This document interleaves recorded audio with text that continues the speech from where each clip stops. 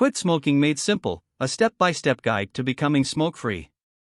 Step 1. Get rid of all smoking stuff. Throw away your cigarettes, lighters, and ashtrays.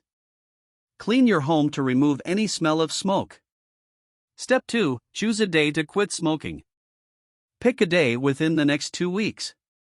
This gives you time to prepare and get support. Step 3. Find people who can help you. Tell your family and friends about your decision to quit. Ask them to support you. Consider joining a group or getting professional help if you need it. Step 4. Know what makes you want to smoke and find ways to handle it. Notice the situations, feelings, or activities that make you want to smoke. Find healthy things to do instead of smoking. Step 5. Deal with cravings and feeling bad when you stop smoking. Use exercises, deep breaths, or calming